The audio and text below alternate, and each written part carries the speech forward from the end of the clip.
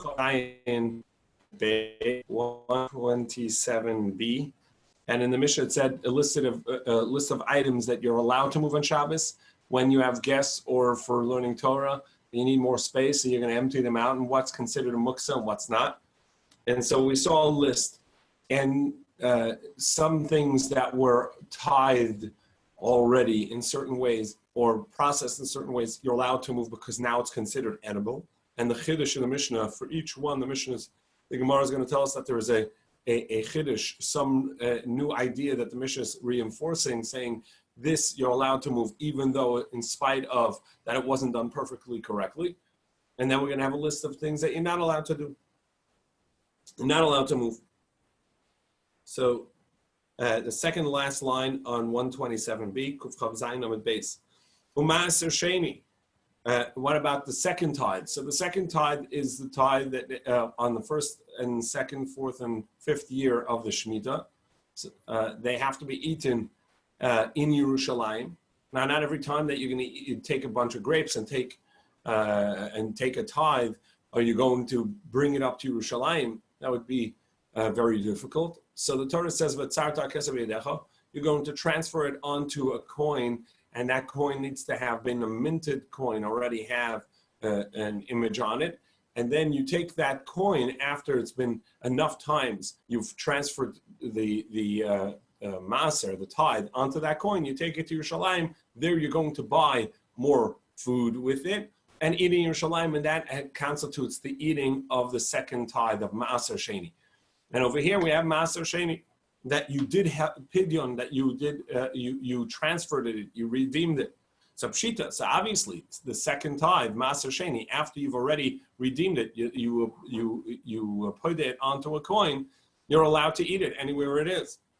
So why would I not be allowed to move this on Shabbos? Why does the Mishnah have to tell me this? So let's richa. No, we need this for a case. In the transfer, he has to add a 25% value, which is halachic fifth. And he didn't do so, and nevertheless the transfer works. Now, what we learn is that the transfer itself is an independent act of the additional maaser sheni value, and so by using such. By doing it as such, the transfer works, even though he didn't pay the extra 25%, and it would indeed be permissible to be eaten. He just owes the maaser. And same for hektish. So hektish as well, there's a redemption value. But turmas hayavish. I'm not sure what bean or vegetable turmas is, but it's only edible dry, not edible fresh. Since it is bitter, it is not eaten fresh, and therefore it is not considered a food and is muktzah to move for your guests. We now go to Kuf Chav Ches Amud Beis, 128b. As A. Avalei is a tebel. So the same as we saw yesterday at the end, that produce. First, you have to take teruma, unless you're still in the wheat stalk form, where there you're already obligated in the first maaser, in the first tithe, but not yet in teruma, the 2% approximately that goes to the kohen. But you may not move tevel, because tevel is produce that has not been completely tithed properly, so it doesn't have the teruma or it doesn't have the maaser. So pshita, of course you can't, because you're not allowed to eat it. Look, we're talking about tevel d'Rabbanan, shezarabatzatz nakuv, where it was planted in a potted plant that does not have a hole, and we saw this a couple of times, that's not really attached to the ground, and on a oraisa level, on a Torah level, is not obligated in it's not obligated in tithe. It's not obligated in the maaser and truma maaser. It's rabbinically obligated, and therefore I may have thought, since it's medoraisa, not obligated in truma maaser, and it's only obligated as a rabbinic enactment because it looks similar. The produce looks similar to the other produce. Nevertheless, you may not move it because ultimately you can't eat it on Shabbos because there's a rabbinic obligation of teruma. tithe. And not the first tithe, which the teruma was taken. As we went through yesterday, the first tithe is supposed to come after primary teruma, the teruma gedola is taken. Then that 10% goes to the Levi, and the Levi then gives 10% of that to the Kohen as his tithe from the tithe, or his teruma from the tithe. That's called terumas ma'aser. And in our Mishnah it says that wasn't taken, so the Levi is not allowed to eat it yet. So why do I need to tell you that you're not allowed to take it, that you're not allowed to move it? Of course you're not allowed to move it. It's not edible. So pshita. What it means is that no, he actually did give teruma the 10% that he needs to give, but what he didn't give the primary teruma. What happened is, and as we mentioned, the process really is you gather the wheat. Once you make bundles and you gather in the stalk form, so then it's obligated in the tithe, in the first tithe, which is Maser Risha. That goes to the Levi. Then you make it into a grain pile by separating it from the stalk. At that point, it's obligated in teruma as well. You're supposed to then take the teruma first, and then the maaser, and then from that maaser, from that tithe, the Levi takes maaser, he takes his tithe. This person skipped the teruma, went straight to the maaser, and gave the Levi that maaser. Since it was already obligated in the teruma, the Levi is supposed to give not only his own 10%, but also the 2% that was supposed to first go as teruma, he has to give to the Kohen. And he did not do so. And yesterday we saw the reason why that is obligated and distinct from when he took maaser out of the stalk form. Like Rav Papa asked Abai that too should be included in the Levi not needing to give it. No, the Levi does need to give that teruma gedola, that primary teruma, and he didn't, and therefore he may not eat it. And not the second tithe or the hektish that were not redeemed. Shita, of course, if it was not redeemed, you're not allowed to eat it. Well, it means that it was redeemed, but not properly redeemed. As we said, but Maaser has to be transferred onto a coin that had been minted with words and image, and this one doesn't have that. As the Torah says, and you shall gather the money into your hands, and the word tsarta also means, and you shall make a form of the letter onto your hands, and so that's the vitzarta. Davar sheyesh b'tzura, it has to have an image. Hektish shechil agabe karka, and hektish if you redeemed it onto real property. As the Torah says, you will give the money, and then at the end of that sentence, those verses, it says, and it'll be established for you, which tells us that when you give cash, that's when you will have redeemed the hektish. There's no redeeming of hektish onto real property. The Mishnah said also some foods that are not edible that you cannot move on Shabbos, not luf. And Rav Gamliel said you can use luf. And we said that luf is a food for ravens, and some people have ravens. You can move this grass, that's called a chatzav grass, and because that's food for deer, gazelle, whatever. And mustard, because even though it's not typically edible in that state, it is food for doves. Can even move shards of glass, because some very large bird, I don't know if it's emu or something else like that, eats these shards of glass. Well, based on what you're saying, then reeds, bundles of reeds, should also be allowed to move because that's what's fed to elephants. But what are you going to tell me? Elephants are not so are not household pets. Well, neither are these large birds that eat these shards of glass. And Shimon Gamliel responds, no, these birds are more common. Elephants are not. So Meimar said, well, it must be that he actually has these birds. Rashi said to Meimar, that doesn't seem to be the case according to Rabbi Nassan, because Rabbi Nassan's challenge makes no sense if he actually has it as a pet. And the Kamar le Rabbi Nassan, Rabbi Shimon Gamliel. Rabbi Nassan said to Rabbi Shimon Gamliel, "Chavila is mercy taltum b'neishu machal apila." Then we should also allow to be moved to move reed bundles because it's food for elephants. Well, correct. If he has elephants, then he would be allowed to move it because he does have to feed it to his animal. Ella roi. Well, rather what we're talking about is even if you don't have the animal, it is worthy of moving it because it has potential use. Like we said, even a non-Kohen is allowed to move teruma on account of that he can give it to a Kohen to eat. So too over here, you don't have to have this animal as your pet, this large bird. In order for you to move the shards of glass, there is someone who this is worthy for. So too, Hachanami Ro'oi, that's why he asked them from elephants. He said elephants too. That would be somewhat worthy. Just don't get any ideas. Sorry? Just don't get any ideas. You got goats already. Just leave it right there. I don't have goats. You don't need elephants, Rabbi. I don't have goats. Oh, I thought you had goats. My kids have goats. Oh, well, just no elephants, okay?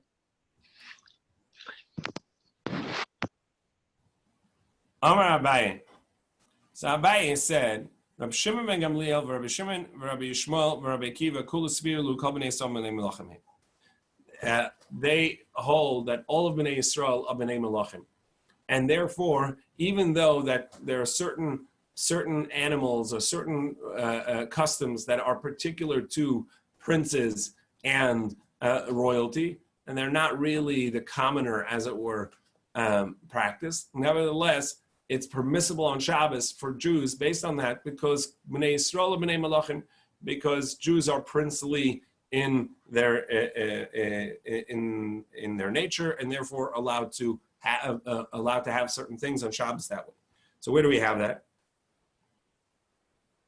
Rabbi Shimon Gamliel Hadamar. Rabbi Shimon Gamliel, it's by us because he said that they can. You can have this food for ravens because the princes would have them as pets, or and so we see that it doesn't mean you actually have it, but rather since it's worthy of having it, it would count as a something you're allowed to move on Shabbos.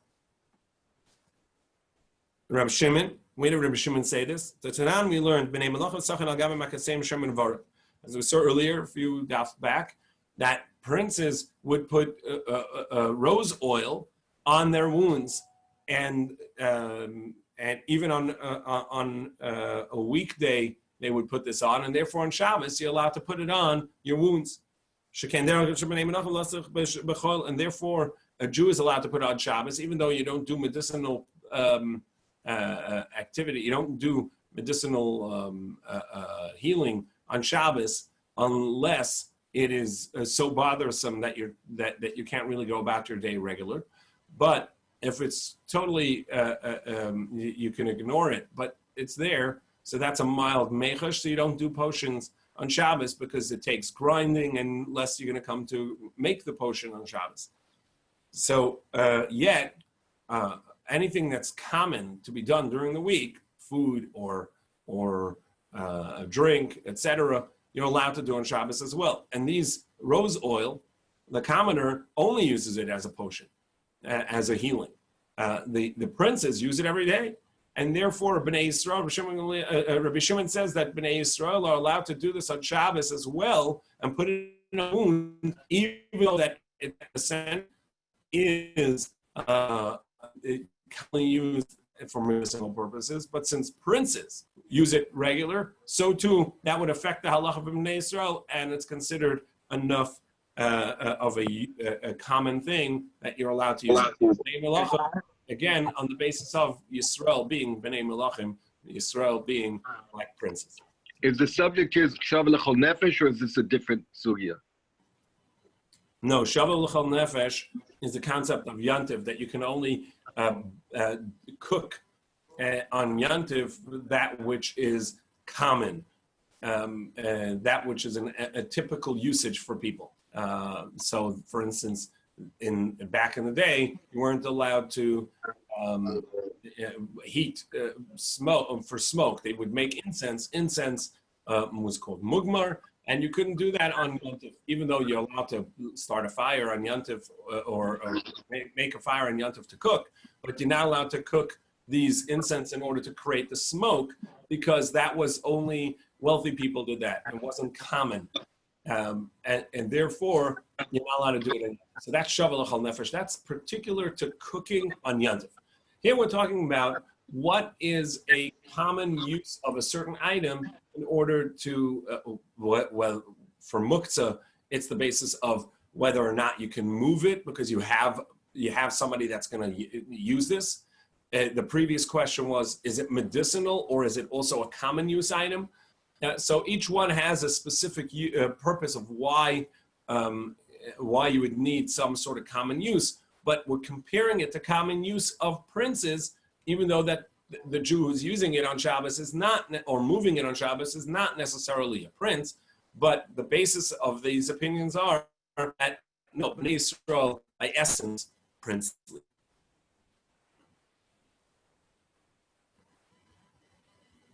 Rabbi Shimon Omer, Kol Yisrael b'nei Melachim. Rabbi Shmuel Rabbi Akiva. Where do we have the halacha of Rabbi Shmuel Rabbi Akiva where they say this? The Tani we learned.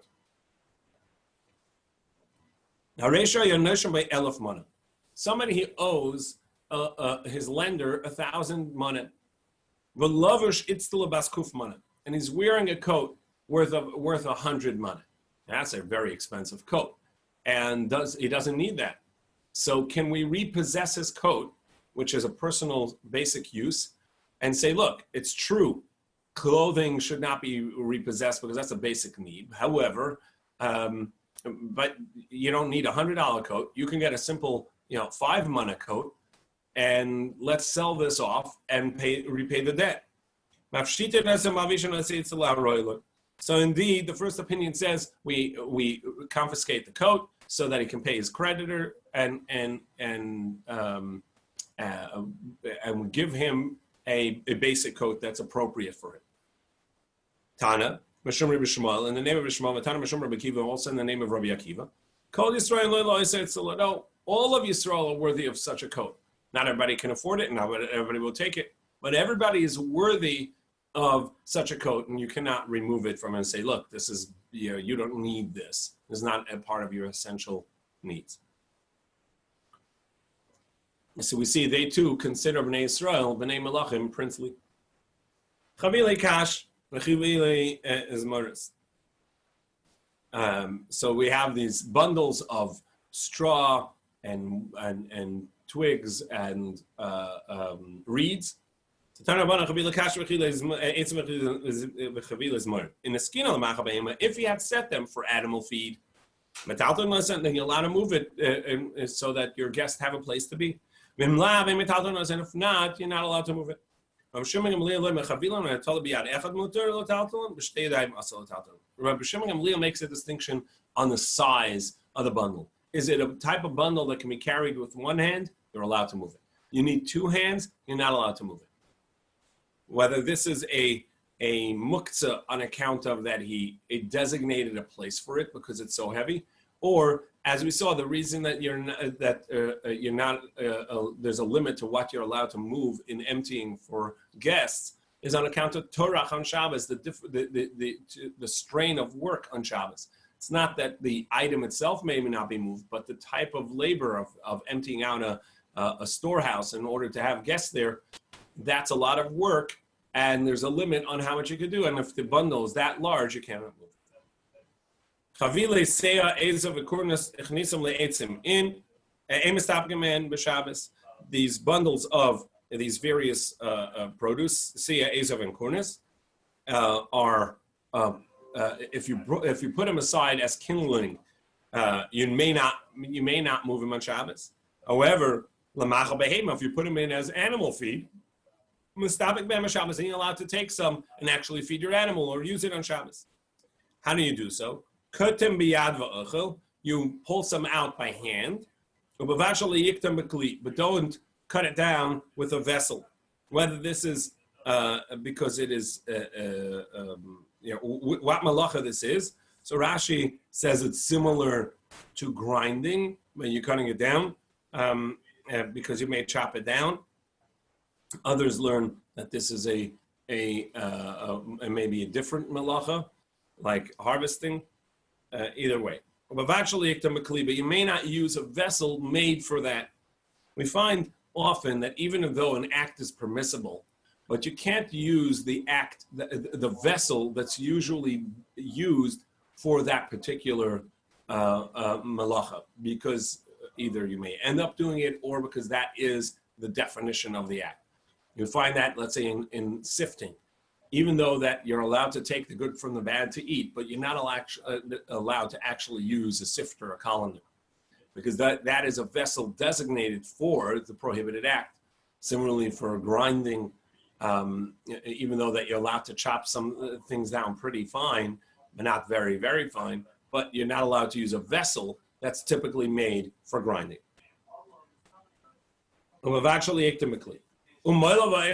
And you can rub it with a molel is where you rub a grain to get the husk off and eat it. Again, but you cannot use a vessel, because that's also dehusking is a form of borer. It's a part of the selecting process or separating the chaff process, which is prohibited. You can't do in a vessel, and you can't do a lot. That's Rabbi Yehuda's opinion.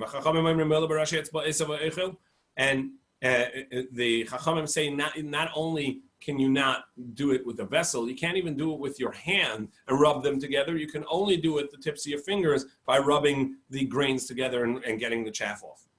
But I'm not doing a lot with your hand the way you would normally do it on a weekday. And similarly by Amita, which the Gemara is going to say what it is, and by Pigam, and I don't know what that is. Rashi says road in Old French. Rue. What? Rue. I just saw it this morning in Shvi. Rue. R-U-E. Rue. Which is? Some kind of herb or some kind of plant that people put in salad or whatever. All right. Or other spices. My Amita, and what is Amita? Ninya, it's mint. Sia, what is Sia? Rabbi Yehuda, Tzatri. Did you see what that is? Rashi has two versions here. Shadri and Faluel. Okay. Azov. Fennel, maybe? Fennel? No, I think the Rashi has a different word for fennel. Fennel is a wild herb, though. Just saying. What is? Fennel grows wild. Okay. Azov, which they usually translate as hyssop, is avrasa. Isni, Rashi says. Cornus is cornita, Shema. It's called cornita. Well, what about the one who said he needed cornita and found out it was chashi, which is the same thing that Rashi said is tzatri, the same French word as shadri. Ela sia tzatri, ezav avrasa, and cornita is chashi. So rather, these three spices are the spices mentioned before, but I don't know what they are. Itma. So we're going to get to raw meat. When is that considered edible, and when is it considered muktzah? On account of that, it's not a food. Like we saw in our Mishnah, you're allowed to move things that are edible on food. What about raw meat, raw fish, etc.? Itma basa maliach mutal talta b'Shabbos. Meat that had been salted, so essentially jerky, biltung, etc., you're allowed to move on Shabbos. Basar tafel, non-salted meat, so raw meat, Rav Huna says you're allowed to eat it because you're allowed to move it because that too can or may be eaten. Rav Chisda says you're not allowed to move it. Rav Huna says you're allowed to eat it. And whereas Rav Huna Talmud the Rav have it. Well, wait. Rav Huna is a student of Rav. Rav and Rav follows the opinion of Rabbi Yehuda, who has a broader, stricter interpretation of muktzah. So Gemara says, you're right. He follows Rabbi Yehuda in whether something is muktzah that you're not allowed to eat it. However, in regards to moving it, he's lenient like Rabbi Shimon. So he's making a distinction in the types of muktzah itself, that when something is set aside on Shabbos, you're not intending to use it, or you wouldn't use it, and therefore it's not edible on Shabbos, or on Yom Tov you can't make it edible, you can't make it as food. There he follows Rabbi Yehuda and says a stricter interpretation of muktzah. Say, look, if you didn't specifically think of it as food, it's going to be muktzah. You're not allowed to eat it on Shabbos and Yom Tov. However, if in regards to moving something, there he was, he follows Rabbi Shimon that you have to intentionally put it aside, as Rashi says, by hand. You have to set it somewhere with the intent of not using it. However, Rav Chisda says no, you're not. Raw meat may not be moved. Well, Rav Yitzchak Bar Ami came to Rav Chisda's house. And he saw a goose that had been shechted, so goose meat, that they were moving from the sun into the shade.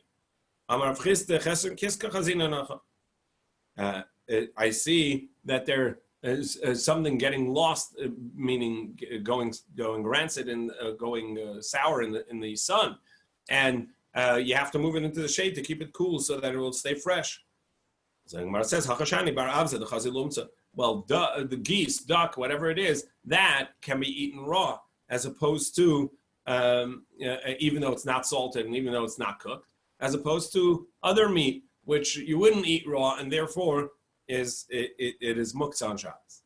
Turn about a dag maliach, salted fish, think herring, that's permissible to be moved on Shabbos. So brined fish, even though it's not cooked. Or you can think a gravlax or something.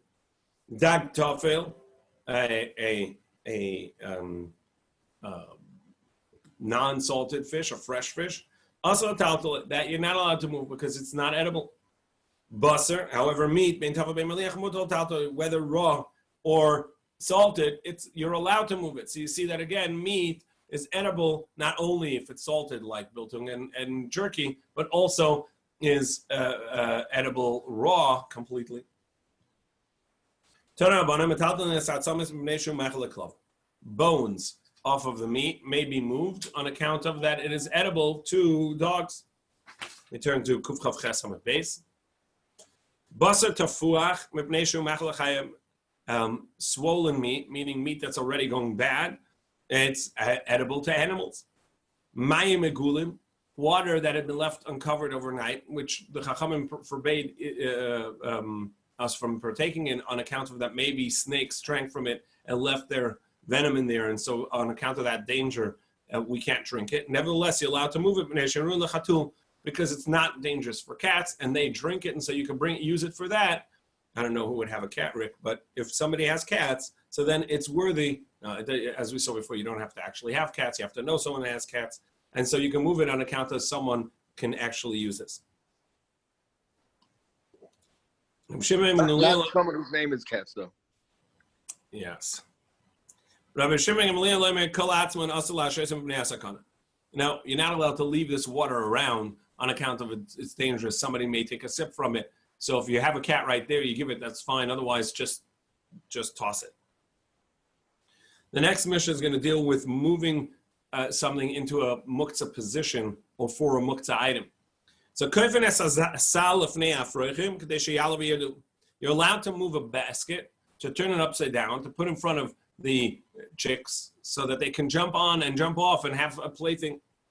So Now we're going to get to some muktzah of animals. Animals essentially are muktzah. You're allowed to move them for their need, but you're not allowed to actually pick it up. So you can move it in a manner that it won't be picking it up. But if you're moving it and it'll end up jumping up, so then you'll be carrying it even for that moment, that's muktzah you can't do. So for chickens that run away, you're allowed to push them back in to the pen, into the chicken coop, and what about a young calf or a colt? So medadin agolim asiyachin, you're allowed to sort of pull them where they're going to drag their feet, but also lift their feet enough that they're sort of hopping in. Isha medadas bana. Similarly, a woman can have her child who is outside of the eruv, outside of a place that she can carry him, and medadin have the child walk sort of by moving its legs. But the child has to at least lift the leg and put it down. But just to drag a child, that you can't do. So Rabbi Yehuda said in the name of Rav, an animal that fell into a creek, a stream of water. Maybe you take vessels and you put it beneath. Now, there are two problems with moving vessels in such a case. And in the first case of the Mishnah, putting a bucket underneath the chickens to jump onto. We saw this early in the Masechta, about 3 months ago, where the Gemara said two opinions. Either because ein kli nitel elo letzorach davar nitel. You may not take a vessel. Even a non-muktzah item may not be moved unless it's being moved for an item, for a purpose that it itself is not muktzah. But I can't move something for a muktzah. So therefore, the question is, what's the case of how can I move this vessel and put it on, put it under the chickens to jump onto? I'm moving it for chickens where the chickens themselves are muktzah.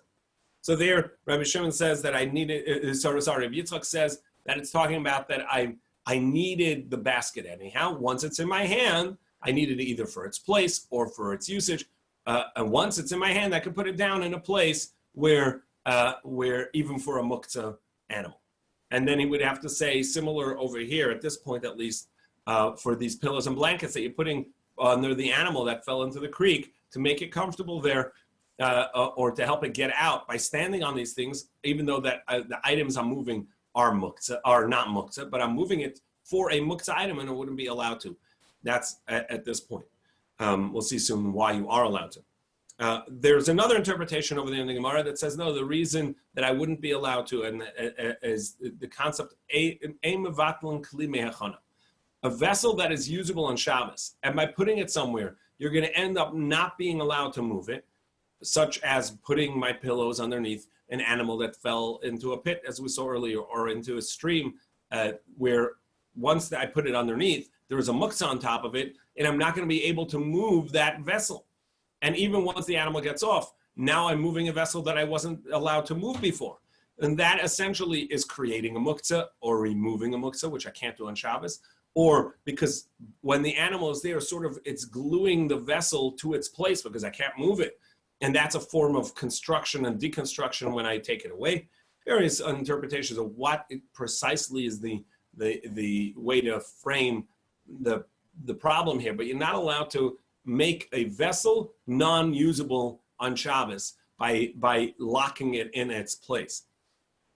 So the problem over here, we'll see in a moment, is that you put these pillows and blankets beneath this animal that fell into a pit, and essentially you're locking it in place because the animal is going to be resting on it, and you're not allowed to move it thereafter. And so you've created that muktzah by locking this vessel in its place. Also, now if the animal comes up, great. If it helped it come up, that's great. Mesa, we have a contradiction. An animal that fell into a stream, you just make it comfortable there, you feed it there, and you take care of it there, not to make sure it doesn't die. Parnasa in karmik sasas, you can feed it there, but you may not bring pillows and blankets for it. Look, Kasha, the Gemara says no, there's no question. The afshar b'parnasa. One is that it'll be okay where it is by taking care of it, so that you're allowed to do. But if you cannot take care of it there, then you have to help it get out. So you put stuff down in there to help it stand on and get out. And if not, you take these items and you put it beneath it, even though it's essentially a muktzah. You're not allowed to do that. Nevertheless, to help the animal out, you're allowed to do it. You're not allowed to do this because you're making the vessel not usable for the rest of Shabbos because you're nullifying its use by the animal resting on it. So therefore it becomes a muktzah there, and I can't move it anymore. Well, muktzah, or this concept of not nullifying the use of a vessel as muktzah, which is the rabbanon, it's a rabbinic enactment of muktzah, as we saw. Nehemiah enacted this because people will not focus on Shabbos; they were busy working the fields. But eliminating or helping animals in pain is a d'oraisa, is a Torah obligation, and the Torah obligation will supersede the rabbinic prohibition of muktzah. And the oraisa comes and sets aside the rabbanon. Rashi says, how do we know that taking care of animals is the oraisa? The Torah says if you see your enemy's animal overladen with a burden and seems to be collapsing under the burden, you have to abandon that hatred and remove it and help the animal. And help remove the bundle from the animal to help the animal. So Rashi says from here we see it's not on account of your help, you're becoming friends with this person that you dislike, or rather on account of you have to care for the animal. Others say it's because it says that you have to cling to the ways of Hashem. As the Torah says, Hashem kel rachum v'chanun. Hashem is compassionate. Mahu chanun, rachum, just as Hashem is compassionate, you need to be compassionate. Mahu chanun, afata chanun, just as He's gracious, you need to be gracious. And the pasuk says, v'racham aval kol masav, and His compassion is upon all of His creations. So too, we need to have compassion on all of Hashem's creations. And so, tzar b'lachayim is a Torah obligation. Making sure that animals are not in discomfort is a Torah obligation, and that will supersede the rabbinic prohibition of muktzah. So we saw an animal that ran away. A chicken you push back in, and colts you sort of walk back in. So so you can push it in, but you're not allowed to move its feet in. Why? So this teaches us what we saw in the Bryce as well. All animals, birds, you're allowed to move in a courtyard. But not a chicken. Why? What's the reason that you can't move a chicken? Because it jumps up, and it flaps its wings and jumps up, and so you're left carrying it. You're trying to push it and you carry it. So therefore you have to push it from the side and not actually push it upward. Sort of move its legs because it's going to fly and it'll be caught in your hand, and it's a muktzah, you're not allowed to. One brisa says you move animals in a courtyard and birds in a courtyard, but not in a public domain, because in a courtyard, even if you end up carrying it, it's going to be rabbinic. So therefore, you're okay. Because you're not trying to do that, you're trying to just move it in. Whereas a child, even in a public domain, you can bring a child in. But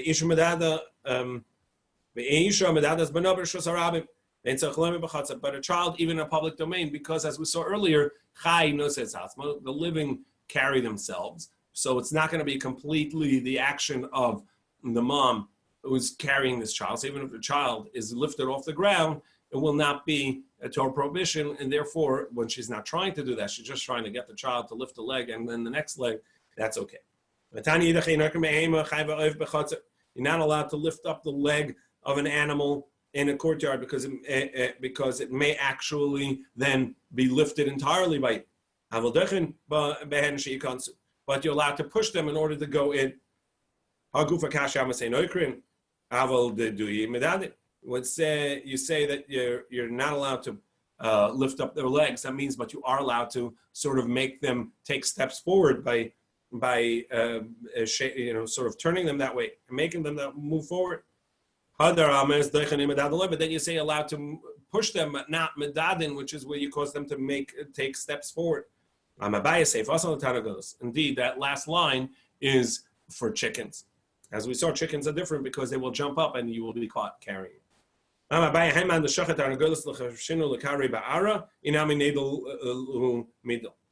If you're shechting a chicken, you either push it down on its back before you shecht it so that its legs are bent and it's sort of crouching on the ground, sitting on the ground, because this way it won't move because they tend to jump up. Or you completely lift it off the ground and you hold it entirely in your hand. This way it can't kick itself up off the ground. But if you do it in a way where it's standing upright and you try to shecht it, it'll jump and then it'll end up being treifa because it'll move and you will kill it in a way that is not kosher. Because otherwise, because maybe it'll stick its nails in the ground, and it'll end up just tearing at its esophagus and trachea instead of cutting through it in the kosher way. An animal that needs to birth on Yontif, on Shabbos. So how do you help it birth? You may not actually birth it, which is, we'll see, means pulling the animal out, the baby out. But you are allowed to assist it. And the Gemara is going to have a couple of ways that assisting is okay. But for a human, a woman giving birth, there you help her birth, and you call the midwife, even from another city, and you can break Shabbos for her, and you can tie the umbilical cord.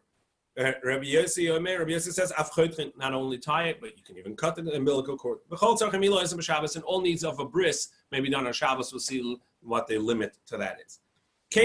So how do you help an animal that needs to be give birth?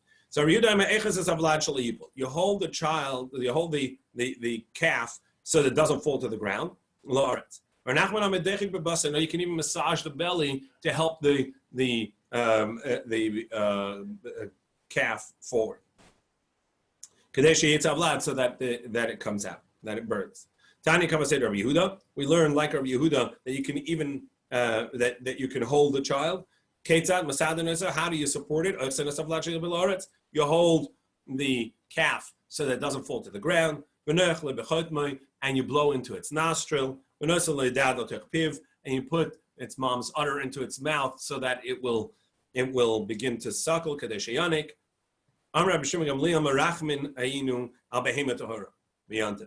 Sometimes with kosher animals, they will abandon the calf. For whatever reason, they don't connect to it, and so they will abandon the calf. So the two ways of helping that, one would be to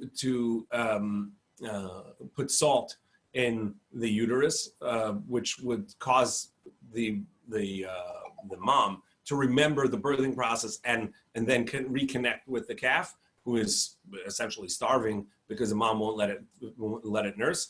Or the other way to do it is to put some amniotic fluid or some of the sac back on the calf, so the mom will come and smell it and have compassion. Say, hey, what would you do? Put some salt in the uterus. She remembers the birthing pain, and is compassionate on this child. Or put some of the amniotic fluid on the child. So the mother smells the scent and has compassion on this child. But this is only true with the kosher animal. Aval tamea, with a non-kosher animal, you may not do so. Why? My time. First of all, non-kosher animals do not have this inkling so much of abandoning their young. But when they do, it'll never. There's no way of fixing that. Tomorrow we'll continue with helping a woman give birth.